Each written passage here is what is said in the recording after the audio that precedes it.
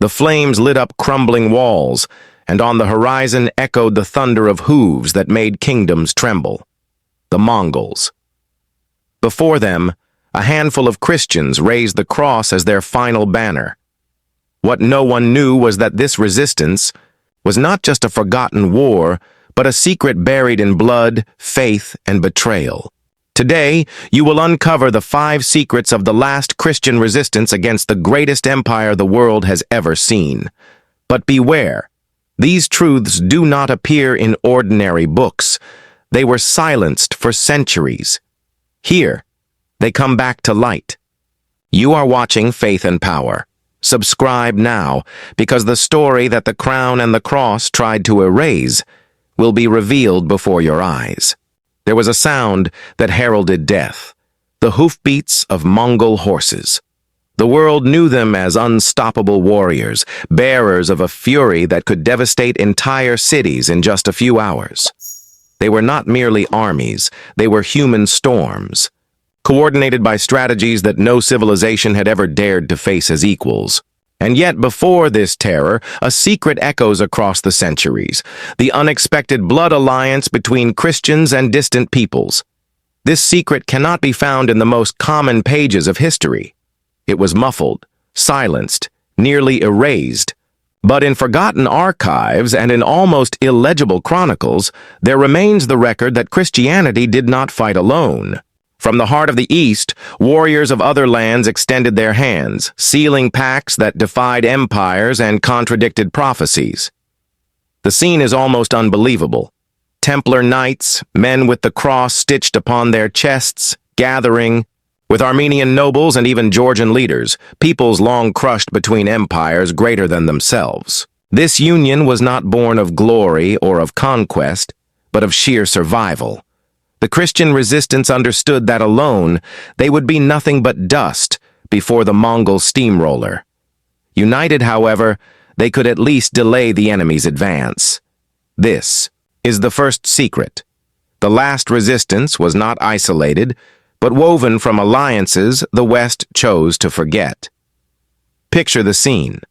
A torchlit hall, the air heavy with the smoke of incense, and Eastern Christian leaders swearing loyalty to one another.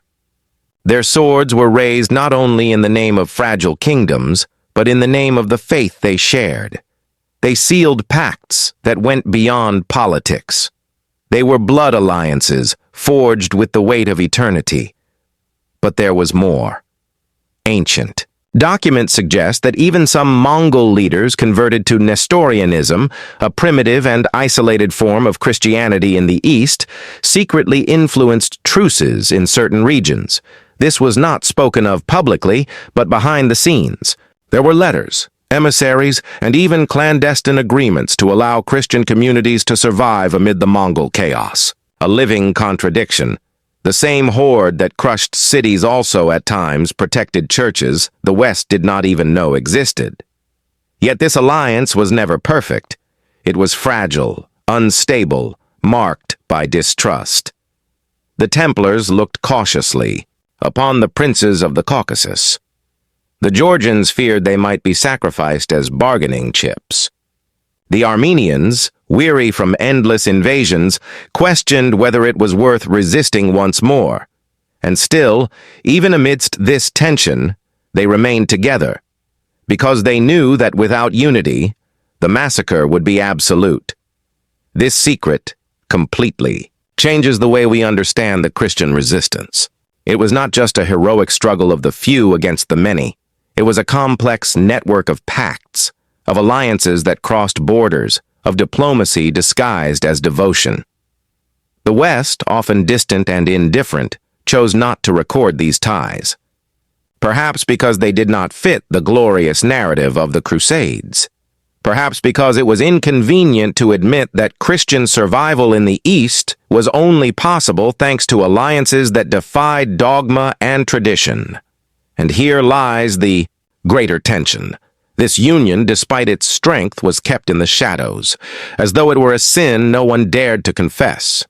After all, how could anyone admit that the last hope of the cross came not from Rome or Byzantium, but from forgotten kingdoms, from little-remembered leaders, from Christians who prayed in languages the West did not even understand?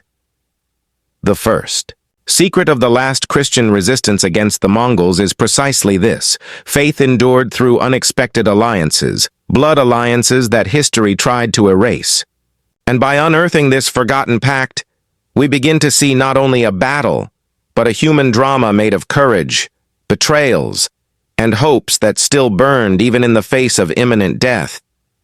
They knew they might not survive. They knew the enemy was greater, faster, more brutal. But they believed in something the Mongols could not destroy: the certainty that the cross, even in the midst of flames, could never be extinguished. And thus, in this forgotten pact, in this hidden alliance, we find the first sign that the last Christian resistance was not just a battle, but a revelation buried beneath the weight of centuries. When iron clashes against iron, when walls collapse and the earth is covered with corpses, what remains for a people who know they cannot win by sheer force? This was the question that hammered in the hearts of Christians facing the Mongols. The answer, however, was not found in sharpened swords or reinforced walls. The true secret of resistance lay in something invisible to the eyes, yet indestructible: faith. While the world trembled at the thunder of Mongol hooves, inside stone churches, hidden caves, and isolated monasteries, voices rose in unison. They were not war cries. They were prayers. Men and women gathered around the cross, lighting candles that flickered like small flames against the darkness. Every prayer was an act of defiance. Every psalm sung was like raising an invisible sword against an enemy who seemed invincible. Ancient chronicles tell that on the darkest nights, monks prostrated themselves on cold ground, fasting for days, crying out to heaven for protection. Warriors, before grasping their lances, spent hours in silence, asking forgiveness for their sins and pleading for strength to face the impossible. For them, the battle was not only of flesh and iron, but a spiritual war that transcended the battlefield. This is the second secret. Faith was wielded as an invisible weapon, more feared than any sword. And the Mongols, superstitious and attentive to omens, noticed it. There are reports of certain units hesitating to attack Christian villages because they claimed to hear chants echoing like thunder, even when only a few believers were gathered.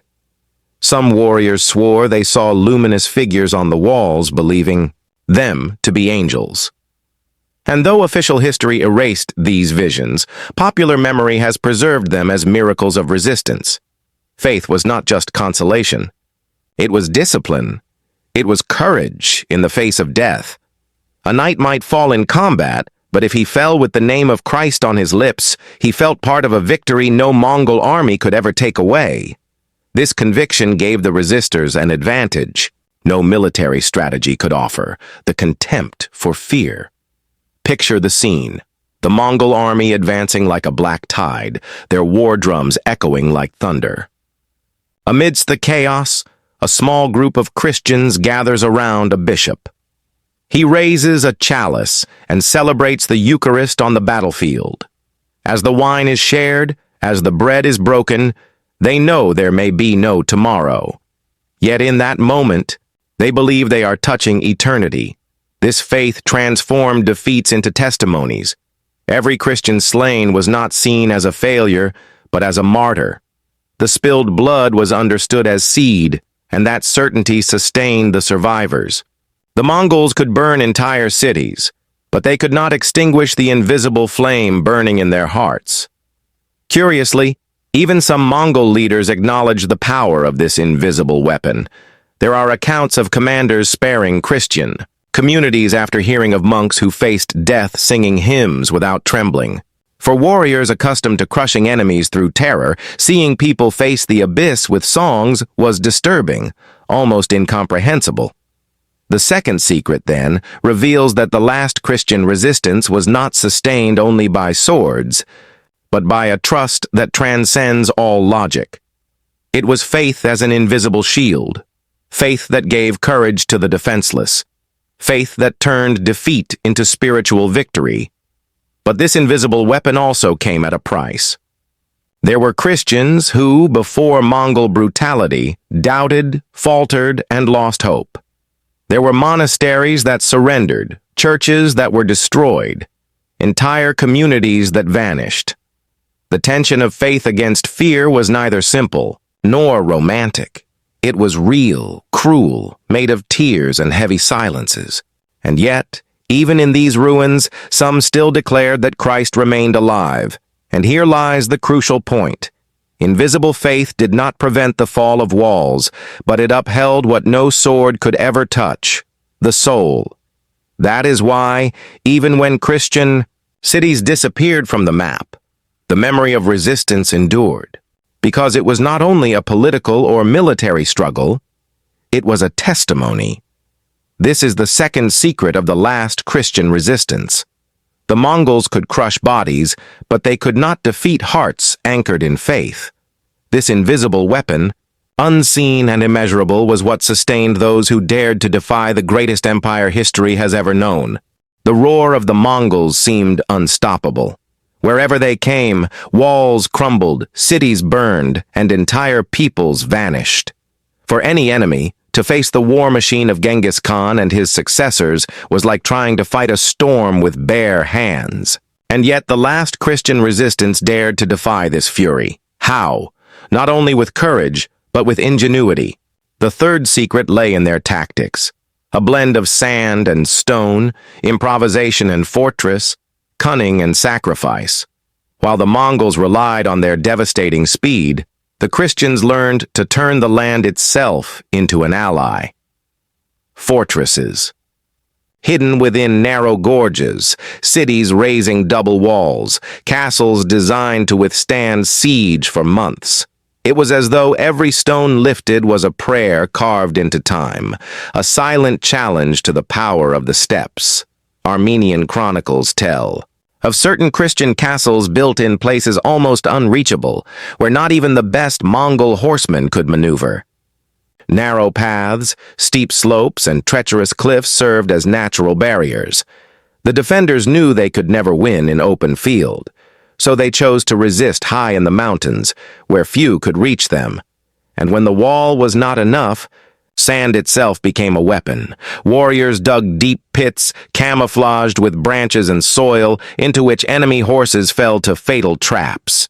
Hot sand was hurled upon opponents in close combat, blinding and destabilizing them. Improvisation turned the impossible into brief openings of hope. This is the third secret, strategies invisible to the eyes of official history, yet powerful enough to let small communities defy the mightiest empire on earth. The Mongols were masters of siege, bringing catapults and war machines from China. But even they were taken aback by the creativity of the resistors. Records speak of fortresses that, even after months of blockade, still rained arrows and boiling oil upon the invaders. This was only possible because the Christians concealed underground stores of food and water, digging secret tunnels that connected their walls to nearby springs. Each tunnel was a lifeline, each hidden passage an extended hope. The Mongols, used to crushing enemies swiftly, grew frustrated before this slow, obstinate resistance.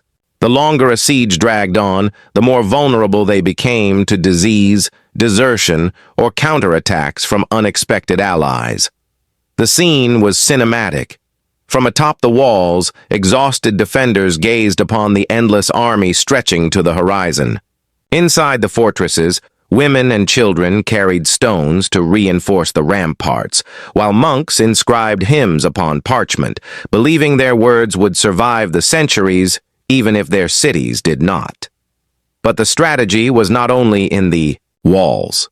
It was also in the art of escape and guerrilla warfare. Many Christians, seeing the inevitability of defeat in open battle, scattered into small groups, striking by surprise, ambushing caravans, cutting supply lines.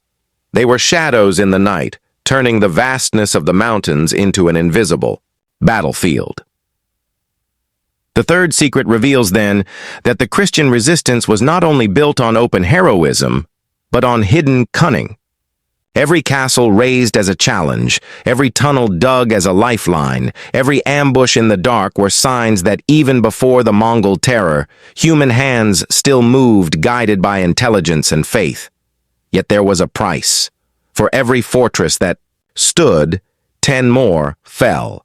For every secret tunnel there was a traitor willing to reveal its entrance. For every trap laid, there was a city plundered in revenge. The tension of sand and stone was not only in its ingenuity, but in its brutal cost. It was a desperate struggle, where every partial victory seemed purchased with the blood of innocence. And still, these fragments of resistance altered the course of history. Without these fortresses, these tunnels, these ambushes, the Mongol advance would have swallowed Eastern Christianity completely and at once. It was this strategy of sand and stone that slowed the storm, carving time for echoes of hope to survive. The final image of this secret is powerful. Furious Mongols, exhausted, after months of siege, staring at walls still standing, crosses still raised, hymns still echoing in the stones. Even if, in the end, those cities fell, their resistance left a scar upon the pride of the empire. This is the third secret of the last Christian resistance. Victory was not in defeating the enemy, but in proving that not even the greatest empire on earth could utterly crush a people armed with ingenuity, courage, and faith. Every resistance carries not only heroes, but shadows as well. If until now we have seen blood alliances, unbreakable faith, and ingenious strategies, the fourth secret reveals the deepest wound of the last Christian resistance, the betrayal that was born within the very cross. It was not only the strength of the Mongols that brought down the walls, it was internal division, the thirst for power, and human frailty that opened the gates to the enemy. While fortresses resisted and chants echoed, behind the scenes leaders quarreled among themselves. Bishops fought for authority. Christian princes distrusted one another, and alliances that should have been sacred were corrupted by coins and titles. What should have been a united front against the common enemy became a stage of intrigues that undermined the resistance. This is the fourth secret. The last resistance was not defeated only by the Mongol sword, but by the poison of internal division. Records tell us that in some Armenian and Georgian cities, Christian nobles preferred to negotiate with the Mongols, believing it safer to pay tribute than to face annihilation. Many surrendered fortresses without a fight, hoping in return to preserve their privileges. But the cost was devastating. Each isolated surrender weakened the collective defenses and demoralized those who still resisted. The traitor within the cross was not always a man with a hidden dagger. Sometimes it was a weary leader, a fearful bishop, a prince seduced by the promise of power. And when the cross was used as a bargaining chip, the enemy did not need to shoot arrows. He only had to wait for Christians to devour themselves from within. The scene is almost theatrical, a fortress under siege, exhausted warriors still standing, ready to die, fighting. But in the silence of dawn, a gate opens from within. Not because the enemy brought it down, but because someone inside handed it over. And at sunrise, instead of chants, the cry of massacre echoes. This image is not found in triumphant chronicles, but in forgotten records, almost hidden out of shame. There were also false allies. Some Christian princes, instead of uniting their forces, secretly conspired with the Mongols to destroy rivals. And when the Mongol Empire offered gold or the promise of land, many forgot their faith. Thus, the body of resistance became fragile, corroded by the same poison that had so often destroyed empires: human ambition. And here lies the pain of this secret. It was not only the Mongols who destroyed fortresses. It was Christians themselves, who out of weakness or greed, allowed the cross to be used as a banner of convenience. The external enemy found in the internal enemy an unexpected ally. But do not think that betrayal erased the flame entirely. For every traitor there were martyrs who resisted to their last breath. For every gate opened by fear, there were walls stained with the blood of warriors who chose fidelity. The tension between the faithful cross and the corrupted cross defines this forgotten chapter of history. The fourth secret is a cruel reminder. The greatest threat to faith often does not come from without, but from within. The Mongol sword could tear down walls, but it was internal division that corroded the invisible foundations, and without those foundations, no wall of stone could stand for long. And yet, there is a tragic irony. Some of the very leaders who, betrayed, believing they had secured survival, were later massacred by the Mongols themselves. Promises of protection proved false, and the gold they received became a curse. It was as though history punished those who traded the cross for coins. Visualize the final scene of this secret. In a silent cathedral, the faithful pray for protection. At the same time, in a nearby hall, leaders negotiate their surrender. Outside, Mongol drums wait for the signal. When the gate opens, it is not only stone that falls, it is trust itself that collapses. This is the fourth secret of the last Christian resistance. The most dangerous enemy was not the Mongol bow, but the divided heart of those who should have been guardians of the cross. Amid the ruins of shattered cities and fields covered with corpses, there still remained one final stronghold. It was not only a castle of stone, but a symbol that gathered everything left of the Christian resistance. This is the fifth secret. The last fortress of hope, where faith, courage, and despair merged into a flame that refused to die. Chronicles describe walls raised upon cliffs where the wind howled like the lament of the dead. Within them, refugees from many lands gathered, exhausted Templar warriors, Armenians mutilated by war, women and children who had lost everything. There was no luxury, only determination. It was the conviction that if this fortress fell, nothing would remain. At each dawn, the defenders knew the Mongols were at the gate. Their banners covered the horizon like a storm. The siege dragged on, and the days became a calendar of suffering. Hunger consumed them, water grew scarce, yet still the bells rang, as though defying death itself. It was as if each toll proclaimed, "We are still alive." This is the fifth secret. Even when all was lost, hope did not yield. Inside the fortress, monks wrote upon parchment, recording not only hymns but the very struggle itself. They wanted the world of the future to know that they had not surrendered easily. Warriors knelt before the altar before climbing the battlements. Children learned to make the sign of the cross, even without bread to eat. The place was not only a military defense, it was a temple of spiritual resistance. Legends tell that, on a certain night, the defenders saw lights in the sky and believed them to be angels preparing them for victory. Some historians call it a hallucination born of hunger, but for those men and women, it was a sign that heaven had not abandoned them. That vision renewed strength that seemed already extinguished. And the Mongols? They were astonished. They expected to find fear, surrender, despair. Instead, they encountered warriors who sang as they fought, women who prayed as they carried stones, children who answered the enemy drums with whispered hymns. The siege, which should have been brief, turned into a trial of patience even for the greatest war machine in the world. The fifth secret reveals that this fortress did not endure merely because of well-placed stones, but because every heart within it had become a wall. Hope was contagious. Those who arrived exhausted found new strength. Those who arrived fearful found courage. Those who arrived empty found faith. And yet, tragedy was inevitable. The siege could not last forever. In time, walls were shaken. Food was gone. Strength drained. When at last the Mongols broke in, the massacre was brutal. Blood stained the stones, and the last fortress fell into silence. But the silence was not empty. It became an echo. For even in defeat, the testimony of that resistance crossed the centuries. Chronicles written by survivors carried the story. Pilgrims bore the memory to other lands.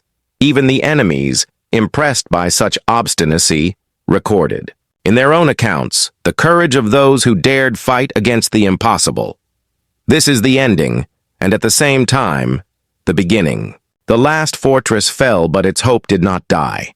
The secret was never about defeating the Mongols, but about proving that even before the greatest storm in history, the human spirit sustained by faith can burn like a fire that cannot be quenched. The fifth secret, then, is not only about stones and walls. It is about what happens when men and women believe it is worth resisting, even when certain of defeat. It is about martyrs who chose to fight to the end, not for victory on the battlefield, but for eternal victory. And this truth is unsettling. Perhaps Eastern Christianity did not survive in many cities, but the memory of its last resistance endured, because hope proved stronger than fear. The last fortress fell, but it left behind a spiritual legacy that not even the Mongols could bury. 5 secrets. 5 echoes of a resistance that seemed doomed from the very beginning, yet dared to defy the greatest empire on earth. They knew they could not win by the sword, and yet they fought. They knew they would be betrayed from within, and yet they endured. They saw their walls crumble, but upheld their souls with alliances, faith, ingenuity, and hope. This is the unsettling truth. The last Christian resistance against the Mongols was not a military victory, but a victory of memory. Official history tried to erase their names, but their deeds became whispers carried across the centuries. They remind us that when all seems lost, there still remains something that power cannot crush: the flame of faith. And if today you hear this story, it is because their hope did not die in ashes. It passed through shattered walls, deserts of blood, and centuries of silence to reach you. Perhaps that is why this narrative is so disturbing, because it reveals that the greatest strength of Christianity did not lie in crowns or in armies, but in men and women who refused to bow their knees before terror. Now I leave you with a question that cannot be ignored.